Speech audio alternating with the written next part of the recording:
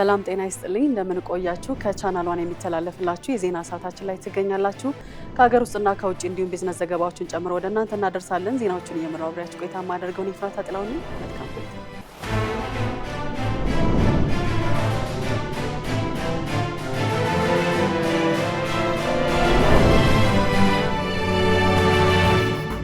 በኢትዮጵያ ፖሊስ ዩኒቨርሲቲ የመጀመሪያ የሆነው የወንጀል ምርመራ አካዳሚ ተከፈተ። በመክፈቻ መርሃ ግብሩ ላይ ንግግር ያደረጉት የፌዴራል ፖሊስ ኮሚሽነር ጀነራል ደመላሽ ገብረ ሚካኤል አካዳሚው በምርመራ ሂደት ላይ የሚታዩ ክፍተቶችን በጥናትና ምርምር በመለየት የቴክኒክና የታክቲክ የምርመራ አቅምን ይበልጥ ፕሮፌሽናል ለማድረግና የፖሊስን የኦፕሬሽን አቅም በከፍተኛ ደረጃ ለማሳደግ ጉልህ ሚና እንደሚኖረው ተገልጿል። በተለይም የሳይበር፣ የፋይናንስ፣ የሙስና፣ ሽብርተኝነትና ሌሎች ድንበር ተሻጋሪ ወንጀሎችን ለመመርመር የሚያስችል የላቀ እውቀት ያላቸው ስፔሻላይዝድ የሆኑ ባለሙያዎችን ለማፍራት እንደሚያስችልም አስገንዝበዋል። የወንጀል ምርመራ አካዳሚው የሚሰጠው አገልግሎት በኢትዮጵያ ፌዴራል ፖሊስ ብቻ ተወስኖ የሚቀር ሳይሆን ከሀገራችን የፖሊስ ተቋማት ባለፈ ለአፍሪካ ሀገራት ጭምር ትምህርትና ስልጠና ለመስጠት የሚያስችል አቅም እንደሚኖረው ተመላክቷል።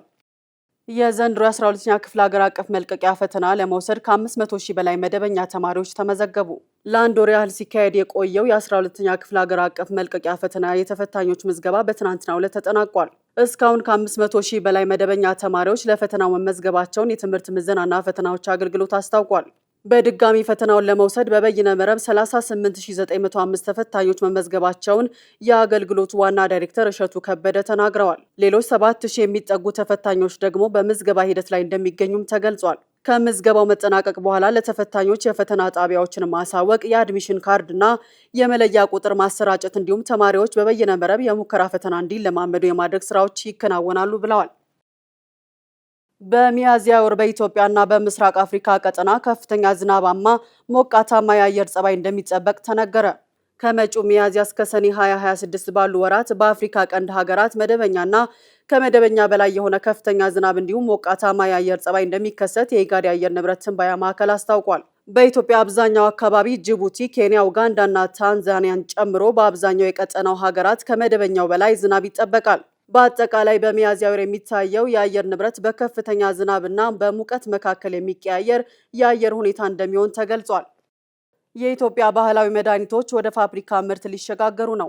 ሀገሪቱ ለዘመናት ስትጠቀምባቸው የቆዩ 8 የባህላዊ መድኃኒቶች በሳይንሳዊ መንገድ ተፈትሸው ለንግድ ምርት ዝግጁ መሆናቸውን የአርማወን ሃንሰን የምርምር ኢንስቲትዩት አስታውቋል። 8ቱ መድኃኒቶች ለባክቴሪያ፣ ለፈንገስና ለሌሎች የተለመዱ የጤና እክሎች መፍትሄ የሚሰጡ ሲሆን በቤተ ሙከራና በክሊኒካዊ ፍተሻዎች ደህንነታቸውና ፈዋሽነታቸው ተረጋግጧል።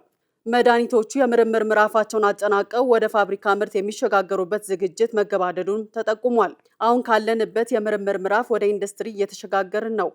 ቀጣዩ ወሳኝ እርምጃ አምራቾችን በማሳተፍ ምርቱን በከፍተኛ መጠን ማምረትና የገበያ ፍቃድ አግኝቶ ህዝቡ ጋር እንዲደርስ ማድረግ ነው ሲሉ በኢንስቲትዩቱ የፋርማሲቲካል ኢንዱስትሪ ልማት ዘርፍ ምክትል ዳይሬክተር ረዳት ፕሮፌሰር መሳይ ወልደ ማርያም ተናግረዋል። ይህ እርምጃ የውጭ መድኃኒት ጥገኝነትን ከመቀነሱ ባለፈ የሀገሪቱን የባህላዊ ሕክምና እውቀት ወደ ኢኮኖሚያዊ ጥቅም የሚቀይር እንደሚሆንም ታምኖበታል።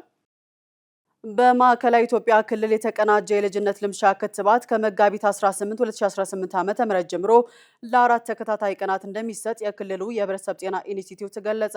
በክልሉ ፖሊዮን ለመከላከል ከዚህ ቀደም በ4 ዙር በተሰራው ስራ ከ1.2 ሚሊዮን በላይ ህጻናትን ተጠቃሚ ማድረግ መቻሉን ተነግሯል። በዚህም ፖሊዮ በህጻናት ላይ የሚያደርሰውን የጤና እክል በመከላከል የህጻናትን ተጋላጭነትን መቀነስ ተችሏል ተብሏል።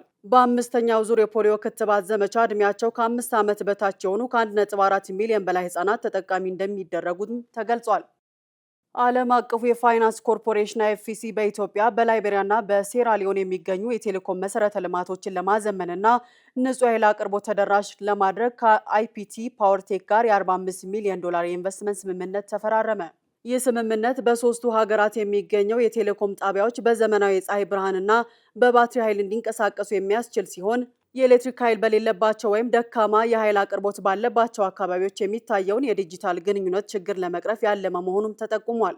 ይህ የኃይል ሽግግር ፕሮጀክት በቴሌኮም ኩባንያዎች ላይ የሚታየውን ከፍተኛ የኃይል ወጪ በከፍተኛ መጠን እንደሚቀንስም ተገልጿል።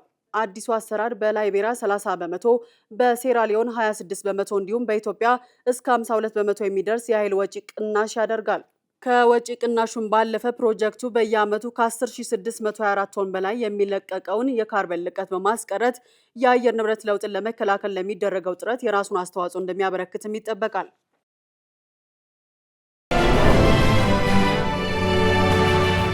እየተከታተላችሁ የምትገኙት ከቻናል 1 የሚተላለፍላችሁን የዜና ሰዓታችን ነው። አሁን ደግሞ ከውጭ ወዳገኘናቸው መረጃዎች አልፋለሁ። የአሜሪካው ፕሬዝዳንት ዶናልድ ትራምፕ ከኢራን ጋር ድርድር መጀመራቸውን በድጋሚ ያረጋገጡ። ኢራን ብታስተባብልም ንግግር ላይ ነን ብለዋል ትራምፕ። የአሜሪካው ፕሬዝዳንት ዶናልድ ትራምፕ አስተዳደራቸው ከኢራን ጋር ቀጥተኛ ድርድር መጀመሩን በሰጡት መግለጫ አረጋግጠዋል። ለዝርዝሩ አናውል ተስፋ።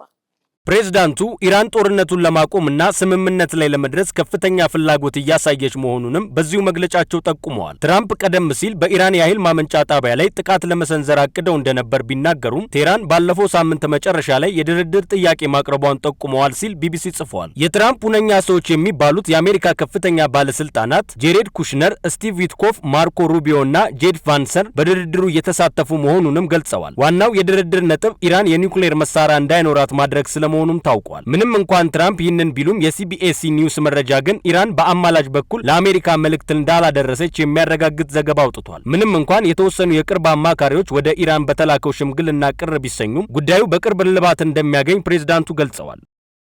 አሜሪካ ከራሷ ጋር እየተደራደረች ነው ሲሉ የኢራን ወታደራዊ ቃል አቀባይ ገለጹ። ቃል አቀባዩ እንደኛ ያለ አካል በፍጹም እንደናንተ ካለው ጋር ስምምነት ላይ አይደርስም በማለት በሁለቱ ሀገራት መካከል ያለው የዲፕሎማሲ ግንኙነት ምን ያህል የሻከረ መሆኑን አመላክተዋል። ለዝርዝሩ አማሩ ገብሩ።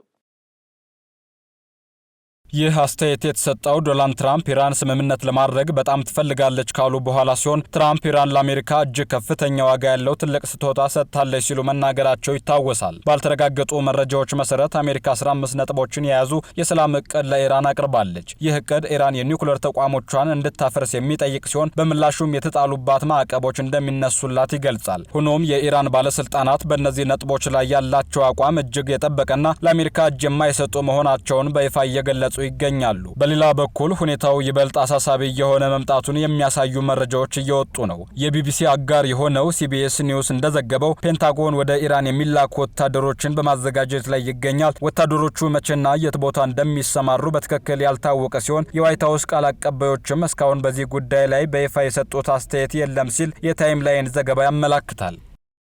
የአውሮፓ ህብረት ኮሚሽን ፕሬዝዳንት ኡርሱላ ፎን ደር ሌየን ዩናይትድ ስቴትስ እና ኢራን ወደ ድርድር ጠረጴዛ እንዲመጡ ጥሪ አቀረበ።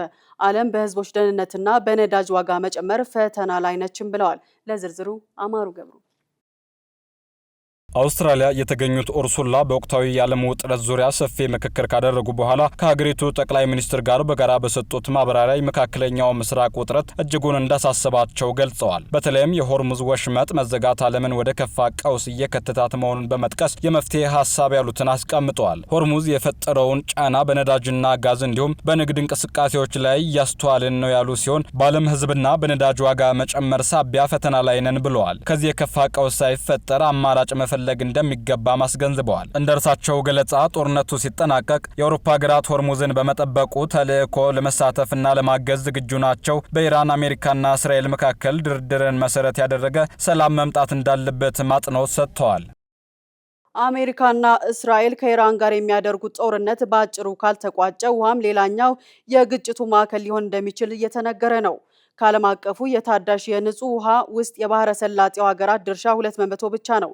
ለዝርዝሩ ጸጋነሽ ተሰማ።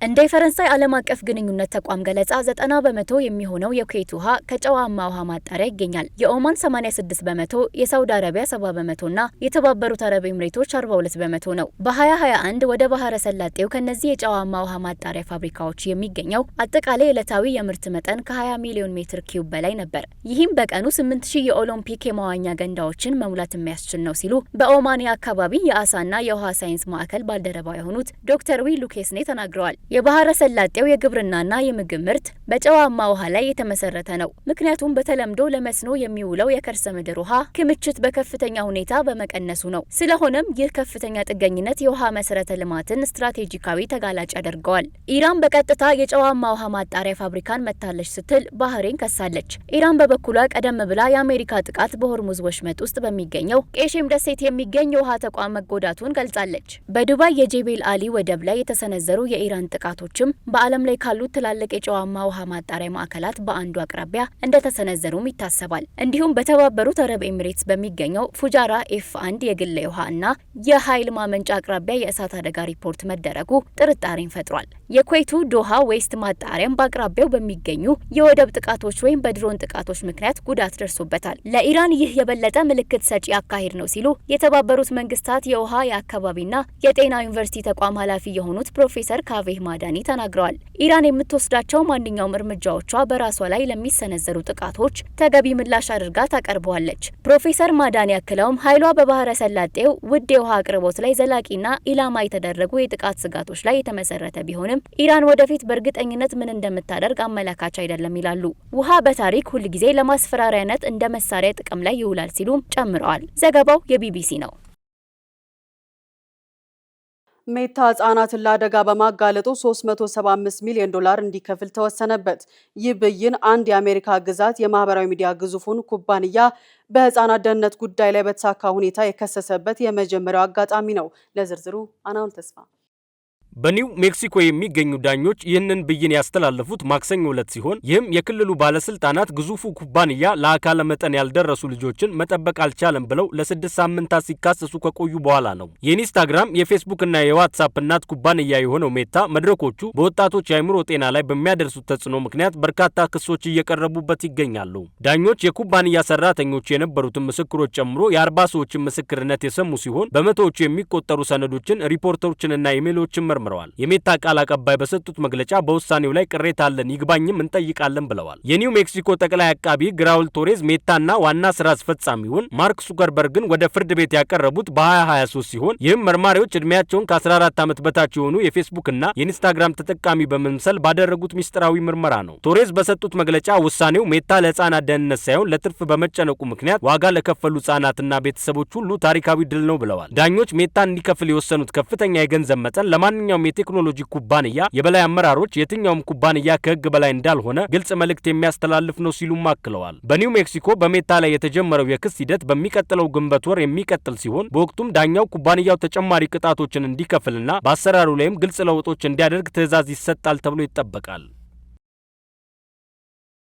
በፍቅር ግንኙነት ውስጥ የትዳር አጋር አብሮ እያለ አይኑ ሌላ ሴት ላይ ሲያይ ማየት ለብዙዎች ህመም ነው። ቻይና ይህንን አላስፈላጊ የአይን እይታ ችግር ለመቅረፍ አንቲ ዋንደሪንግ አይ ግላስ የተባለ መነጽር አስተዋውቃለች። እንደ ኦዲቲ ሴንትራል ዘገባ ከሆነ ባሎቻቸው መንገድ ላይ ሲሄዱ ሌላ ሴት እንዳያዩባቸው ለሚቀኑ ሚስቶች የተሰራ ልዩ የታማኝነት መነጽር ወይም አንቲ ዋንደሪንግ አይ ግላስ ሲሆን መነጽሩ ልክ እንደ ፈረስ አይን መሸፈኛ በጎን በኩል እይታን የሚጋርዱ መከለያዎች አሉት። መነጽሩን ያደረገ ሰው ማየት የሚችለው ቀጥታ ወደፊት ብቻ በመሆኑ አንገቱን አዙሮ ወይም በአይኑ ጥግ ሌላ ሴት እንዳያይ ያስገድደዋል። እነዚህ መነጽሮች መጀመሪያ የተሰሩት በእስራኤል ሀገር በሚገኙ እጅግ ወግ አጥባቂ በሆኑ አይሁዳዊ ማህበረሰብ ውስጥ ሲሆን ዓላማቸውም ወንዶች ያልተገቡ ነገሮችን እንዳያዩ ለመከላከል ታስቦ የነበረ ቢሆንም ቻይና በድጋሚ አሻሽላ እንደ አዲስ ወደ ገበያ አቅርበዋለች። መነጽሮቹ የሰውን እይታ ሙሉ በሙሉ አይጋርዱም።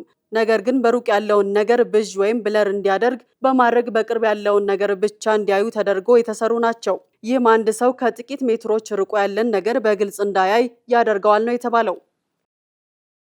በአሜሪካ ያሉ ኮሌጆችና ዩኒቨርሲቲዎች እንደ ቻትጂፒቲ ያሉ የሰው ሰራሽ አስተውሎት ቴክኖሎጂዎች አንዳንድ ተማሪዎች ከትምህርት ቤት የሚሰጣቸውን አሳይመንቶች በራሳቸው ሳይለፉና ሳያነቡ በቀላሉ ሰርተው እንዲመጡ ማድረጋቸውን ተከትሎ የተማሪዎችን እውቀት በቀጥታ ለመለካት የቃል ፈተና ስርዓት መጠቀም መጀመራቸው ተነገረ። ለዝርዝሩ ሄሮዳይ ንጉሴ። አንዳንድ ተማሪዎች የተሰጣቸውን የቤት ስራ በሰው ሰራሽ አስተውሎት መሳሪያዎች በመታገዝ በቀላሉ ሰርተው ቢያቀርቡም ያመጡትን ስራ እንዲያብራሩ ሲጠየቁ ግን መቸገራቸው በጥናት ታውቋል። ይህም በትምህርት ጥራት ላይ ጥያቄ እንዲነሳ ያደረገ ሆኗል። ስለዚህም በአንዳንድ የአሜሪካ ዩኒቨርሲቲዎች ላይ ያሉ መምህራን የተማሪዎችን እውቀት በቀጥታ ለማረጋገጥ የቃል ፈተናዎች ላይ እየሰሩ ይገኛሉ። ይህ ዘዴ ተማሪዎች ያዘጋጁትን ስራ ሲያብራሩ እውነተኛ ግንዛቤያቸው ምን ያክል እንደሆነ ለመረዳት ያግዛል። በኮርኔል ዩኒቨርሲቲ ተማሪዎች ከጽሁፍ ስራ በኋላ ለ20 ደቂቃ ያክል የቃል ገለጻ የሚያቀርቡ ሲሆን በፔንሲል በፔንሲልቬኒያ ዩኒቨርሲቲ ደግሞ አጫጭር የቃል ፈተናዎችን እንዲጠየቁና እንዲመልሱ ይደረጋል። በኒውዮርክ ዩኒቨርሲቲ በአንዳንድ የትምህርት አይነቶች ላይ በሰው ሰራሽ አስተውሎት የታገዙ የቃል ፈተናዎች ይዘጋጃሉ። ታዲያ እነዚህ የቃል ፈተናዎች በሚደረጉበት ጊዜ ማስታወሻ ወረቀትም ሆነ ላፕቶፕና ስልክ ይዞ መፈተን የተከለከለ ነው። የእነዚህ ዩኒቨርሲቲዎች መምህራን የቃል ፈተና ስርዓት ተማሪዎችን በጥልቀት እንዲያነቡ፣ የመናገር ክህሎታቸውን እንዲያዳብሩና እውነተኛ እውቀት እንዲገነቡ ይረዳል። እንዲሁም በሰው ሰራሽ አስተውሎት መሳሪያዎች ላይ ያለ ጥገኝነትን ይቀንሳል ሲሉ አብራርተዋል። ነገር ግን የአዲስ አቀራረብ አንዳንድ ተማሪዎችን በተለይም በሰው ፊት መናገር ለሚከብዳቸው ተማሪዎች ሊያስጨንቅ እንደሚችል ተገልጿል። እንዲሁም ለመምህራንም ሰፊ ጊዜን የሚወስድ ነው። የአሜሪካ ዩኒቨርሲቲዎች በሰው ሰራሽ አስተውሎት ዘመን የትምህርት ጥራትን ለመጠበቅ አዳዲስ መንገዶችን በመፈለግ ላይ እንደሚገኙ የተገለጸ ሲሆን የቃል ፈተናዎችም ከነዚህ መካከል በፍጥነት እየተስፋፉ ያሉ አማራጮች መሆናቸው ተመላክቷል። ዘገባው የአሶሺየትድ ፕሬስ ነው።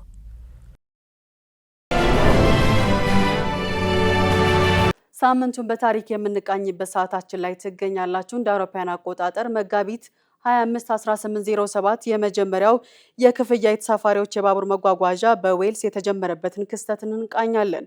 መስመሩ ከ100 ዓመታት በላይ አገልግሎት ከመዘርጋቱ በፊት በዓለም ታሪክ ረጅም ዓመታትን ያገለገለ የባቡር ሀዲድ መሆኑም ተችሏል። ያዘጋጀችው ሊዲያ ዝናቡ ናት።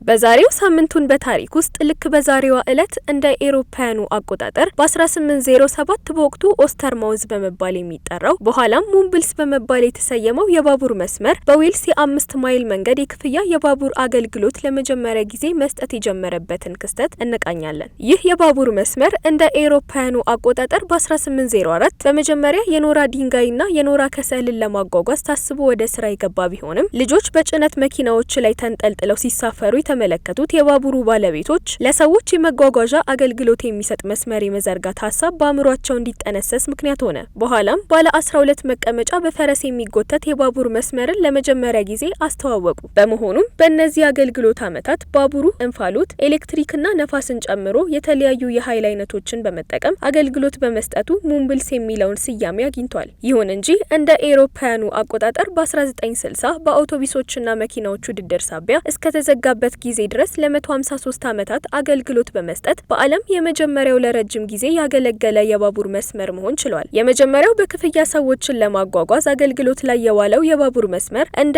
ኤሮፓያኑ አቆጣጠር መጋቢት 25 በ1807 የተጀመረበትን ክስተት በዛሬው የሳምንቱን በታሪክ ውስጥ የታሪክ መዳረሻችን አድርገን ቃኘን። ከቢዝነስ ወደ አገኘናቸው መረጃዎች አልፋለሁ። የኢትዮጵያ አየር መንገድ 2 ዘመናዊ የጭነት አውሮፕላኖችን ሊረከብ ነው። አየር መንገዱ ከአየርላንዱ ኤርካፕ ኩባንያ ጋር ባደረገው የሊዝ ስምምነት 2 ወደ ጭነት አገልግሎት የተቀየሩ ቦይንግ 777-300 ERSF አውሮፕላኖችን ይረከባል። ለእነዚህና ሌሎች የቢዝነስ ዘገባዎች ጸጋነሽ ተሰማ። ስምምነቱ አውሮፕላኑ በአፍሪካ ለመጀመሪያ ጊዜ የጭነት አገልግሎት ስራ እንዲጀምር የሚያደርገው ሲሆን ርክክቡም እንደ አውሮፓውያን አቆጣጠር በ2028 ሁለተኛው ሩብ ዓመት ላይ ይፈጸማል። የእስራኤል ኤሮስፔስ ኢንዱስትሪ መንታ ሞተር ያላቸውን እነዚህን አውሮፕላኖች ወደ ጭነት የመለወጥ ስራውን የሚያከናውን ሲሆን ሞዴሉ ባለፈው ዓመት ከአሜሪካና እስራኤል የብቃት ማረጋገጫ አግኝቷል። የአየር መንገዱ ዋና ስራ አስፈጻሚ መስፍን ጣሰው እንደገለጹት እነዚህ አውሮፕላኖች የአየር መንገዱን የጭነት አቅም በማሳደግ የቀጠናውን የንግድ እንቅስቃሴ ያፋጥናሉ። አየር መንገዱ ቀደም ሲል ከአይኤአይ ጋር መተባበር የመለወጥ ስራ ሲያከናውን የቆየ ሲሆን አሁን ደግሞ በዘመናዊ 777-300 ERSF የጭነት ዘርፉን ይበልጥ ለማጠናከር መነሳቱን አስታውቋል። በኢትዮጵያ የፋይናንስ ተደራሽነትን ለማስፋት የተጀመሩ ጥረቶች እንዲሳኩ የብድርና ቁጠባ ተቋማት ሚናቸውን የመወጣት ድርብ ኃላፊነት እንዳለባቸው የብሔራዊ ባንክ ገዢ ኢዮብ ተካልኝ ተናገሩ። የኢትዮጵያ ብድርና ቁጠባ ተቋማት ማህበር የፋይናንስ አቅርቦት አካታችነትና ተደራሽነት ላይ ትኩረት ያደረገ ዓለም አቀፍ ጉባኤ በተባበሩት መንግስታት ድርጅት የአፍሪካ ኢኮኖሚ ኮሚሽን እያካሄደ ነው። ዛሬን ጨምሮ ለ3 ቀናት በሚካሄደው ጉባኤ ላይ የዘርፉ ተዋንያን፣ ባለሙያዎች፣ የልማት አጋሮችና ባለድርሻ አካላት በመሳተፍ ላይ ናቸው። የብሔራዊ ባንክ ገዢ ኢዮብ ተካልኝ እንዳሉት የብድርና ቁጠባ ተቋማት የአርሶ አደሮች ምርትና ምርታማነት አቅም እንዲጨምር አይነተኛ ሚና አላቸው። የሴቶች የወጣቶችና አርብቶ አደር አካባቢ ያሉ ማህበረሰብ ክፍሎች የኢኮኖሚ አቅም ከፍ እንዲል ማድረግ ላይ ቁልፍ ድርሻ እንዳላቸውም አብራርተዋል። ዜጎች የፋይናንስ አገልግሎት ሰጪዎች ብቻ ሳይሆኑ የእድገት አጋሮችም ናቸው ያሉት የባንኩ ገዢ የመደበኛው የፋይናንስ ስርዓት ተደራሽ ባልሆነባቸው አካባቢዎች የፋይናንስ አቅርቦት እንዲፋጠን ጉልህ ድርሻ እያበረከቱ ነው ብለዋል። የዓለም አቀፉ የግብርና ልማት ፈንድ የኢትዮጵያ ዳይሬክተር ማዊራ ቺቲማ በበኩላቸው ድርጅቱ በኢትዮጵያ ከሚ ከሚንቀሳቀሱ የብድርና ቁጠባ ተቋማት ጋር በፋይናንስ ተደራሽነት ዙሪያ በትብብር ሲሰራ መቆየቱን አንስተዋል። ባለፉት 25 ዓመታት ውስጥ በመስኩ በኢትዮጵያ ከፍተኛ ውጤት መመዝገቡን ለማየት ችለናል ያሉት ዳይሬክተሩ የገጠር የፋይናንስ ተደራሽነትም ተሻሽሏል ብለዋል። የኢትዮጵያ ብድርና ቁጠባ ተቋማት ማህበር ዋና ስራ አስፈጻሚ ተሾመ ከበደ በበኩላቸው የብድርና ቁጠባ ተቋማት በርካታ የህብረተሰብ ክፍሎችን ተደራሽ ማድረግ ቢችሉም ከሚጠበቀው አኳያ ብዙ መስራት ይጠበቅብናል ብለዋል።